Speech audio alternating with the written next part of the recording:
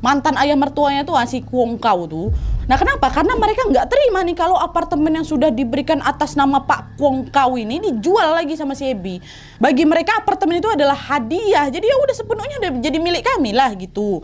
Nah karena Alex dan keluarganya menolak rencana tersebut, Ebi pun langsunglah meminta saran dari beberapa penasihat hukum dan juga pengacaranya mengenai masalah ini, Wak. Nah di situ pengacara sama penasihat hukum ini bilang, selama kamu bisa membuktikan bahwa kamulah yang telah membeli apartemen tersebut secara legal, lengkap juga dengan semua bukti-bukti serta berkas-berkas pembeliannya, maka secara hukum kamu, Bu Ebi, kamu tetap diperbolehkan kok untuk menjual apartemen tersebut gitu. Nah mengetahui hal itu, Ebi pun bilanglah ke Pak Kwon Kau itu, Pak, aku nih udah nanya Pak ke penasihat hukum aku kan Pak, kata mereka aku boleh kok Pak menjual apartemen ini, karena kan aku yang membeli apartemen ini secara legal gitu ke bapaknya kan. Oh nggak bisa lah, ini kan atas nama bapak apartemennya. Iya Pak, aku tahu, tapi aku masih ada nih bukti-bukti kalau memang apartemen ini yang beli ya aku Pak. Jadi masih ada hak aku mau menjual atau tidak apartemen ini gitu Pak. Nanti kalau misalnya kau jual apartemen ini, kami mau tinggal di mana Ebi? Kami udah gak ada tujuan lagi nih, rela kami tinggal di jalan. Loh kan saya udah bilang nih sama bapak, apartemen ini dijual, nanti bakal aku ganti lagi nih dengan apartemen yang baru. Nggak mau aku. Nggak bisa pokoknya, apartemen ini nggak boleh dijual. Tapi Pak, secara hukum aku sah Pak untuk menjual ini nih, apartemen ini. Serah kau mau bilang apa, nggak peduli aku. Pokoknya aku nggak mau apartemen ini dijual. Tapi Pak, diam kau. Nggak boleh. Kalau kau masih nekat juga mau jual apartemen ini, ku bunuh kau ya Ebi.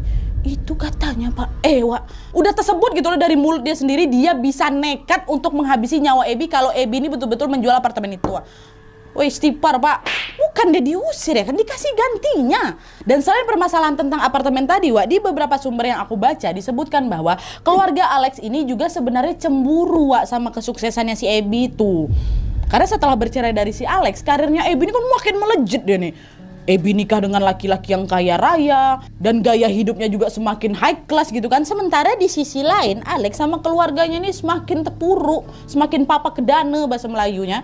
Walaupun mereka bisa dibilang ikut bisa merayakan kekayaannya si Ebi, kan dibeliin tempat tinggal, diajak liburan bareng, dikasih uang, dikasih pekerjaan pula kan. Mereka ini tetap menaruh rasa iri dan dengki gitu loh terhadap si Ebi Wak. Dan liciknya lagi nih karena mereka ini tahu pernikahannya si Ebi dengan si Chris ini yang nggak resmi, otomatis ketika si Ebi ini meninggal nanti, maka seluruh harta warisan yang akan jatuh kemana? Ke anak mereka lah, anak si Alex ini. Karena dua anak pertamanya Ebi ini kan secara resmi tercatat dalam hukum ya kan, yaitu anak dia dengan Alex. Nah, mengetahui fakta tersebut, mereka pun semakin mantap Wak untuk menyusun rencana buruk terhadap si Ebi. Dan disinilah Wak, petaka besar yang akan menimpa Ebi Choi pun dimulai.